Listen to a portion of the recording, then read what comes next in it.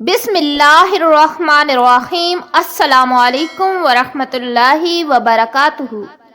حضرت ابو ذر غفاری رضی اللہ تعالی عنہ جنگل میں رہتے تھے۔ موت کا وقت قریب آ گیا۔ ان دنوں وہاں کوئی نہیں تھا، صرف حج کے دنوں میں عراق کے حاجی وہاں سے جاتے تھے۔ اس وقت حج کا موسم نہیں تھا۔ ان کی صرف ایک بیوی اور ایک بیٹی تھی۔ اب ان کو کفن دفن کون کرے گا؟ غسل کون دے گا؟ جنازہ کون پڑے گا؟ قبر کون کھودے گا؟ بیوی کہنے لگی کہ اب کیا بنے گا ہمارا؟ تمہارا مسئلہ یہ ہو گیا، ہم کیا کریں؟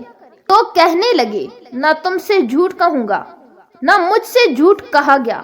میں ایک محفل میں بیٹھا تھا، میرے آقا نے فرمایا کہ تم میں سے ایک آدمی ایسا ہے، اکیلا مرے گا، اکیلا اٹھے گا۔ جنازہ مسلمانوں کی ایک جماعت پڑے گی۔ جتنے آدمی اس محفل میں تھے وہ سارے مر گئے شہروں میں، میں اکیلا بچ گیا ہوں جنگل میں۔ معلوم نہیں کون آئے گا، کہاں سے آئے گا، اور خبر سچی ہے، لہٰذا غم نہ کرو، میرا جنازہ پڑھنے کوئی آئے گا۔ یہ تقویٰ کی ایسی نشانی ہے کہ اللہ اور اس کے رسول کا علم ان کے دلوں میں اترا ہوا تھا۔ دیکھو، بمبئی کے بازار والوں سے پوچھو کہ اللہ کا دین کیا کہتا ہے۔ اس تجارت میں تمہیں پتا ہے کس طریقے سے یہ کاروبار چلایا جائے گا، اللہ اور اس کا حبیب ناراض نہ ہو جائے، کوئی نہیں بتا سکتا۔ اسی طرح زمینداروں سے پوچھ لو کہ بھائی کس طرح زمینداری کرنی ہے کہ اللہ اور اس کا رسول راضی ہو جائے اور ناراض نہ ہو۔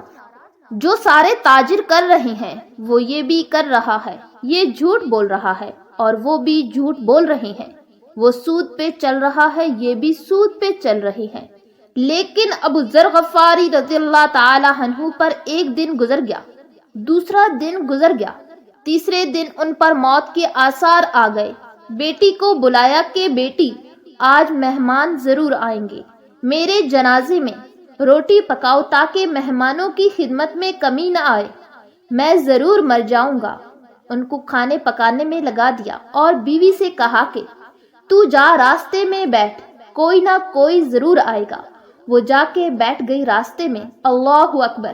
کافی عرصہ گزر گیا، امید نا امیدی میں بدل گئی کہ اچانک عراق کی سڑک سے غبار اٹھتا ہوا نظر آیا۔ جب غبار کا پردہ پھٹا تو 20 اونٹنیوں کے سوار نمودار ہوئے۔ ان کی بیوی نے سامنے سے کھڑے ہو کر اشارہ کیا۔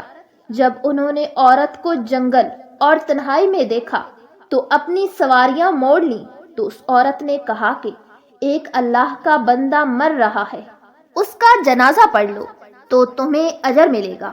انہوں نے کہا کہ وہ کون ہے؟ کہا کہ اللہ کے حبیب کا ساتھی ابو ذر غفاری رضی اللہ تعالی عنہ ہے۔ سارے یکدم رونے لگے اور کہا ہمارے ماں باپ ابو ذر رضی اللہ تعالی عنہ پر قربان۔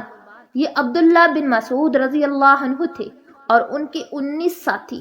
غیبی نظام کیسے چلا کہ حضرت عثمان رضی اللہ تعالی عنہ حج پر پہنچے ہوئے ہیں۔ حضرت عبداللہ بن مسعود رضی اللہ تعالی عنہ سے مشورہ طلب کوئی چیز تھی تو ان سے کہلوا بھیجا کہ بیٹھے ہو تو کھڑے ہو جاؤ اور کھڑے ہو تو چل پڑو، ہر حال میں مکہ آ کر مجھ سے ملو، تم سے مشورہ کرنا ہے، حج ملے یا نہ ملے اس کی فکر نہ کرو، لیکن فوراً مکہ پہنچ جاؤ۔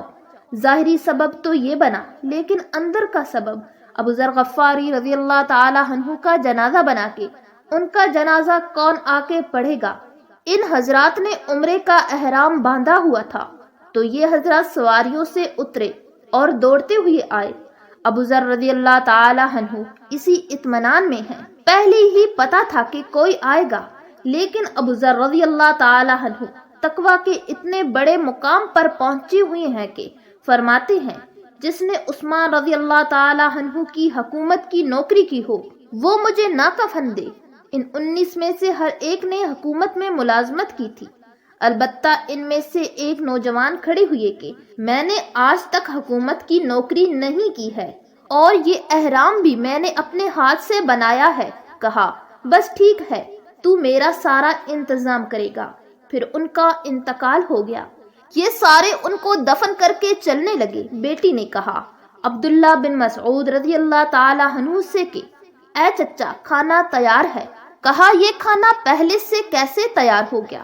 کہا میرے بابا نے کہا تھا کہ آج میرے مہمان آئیں گے میرا جنازہ پڑھنے کے لیے، ان کی خدمت میں غفلت نہ ہو، اس لیے پہلے سے کھانا تیار کر کے رکھنا۔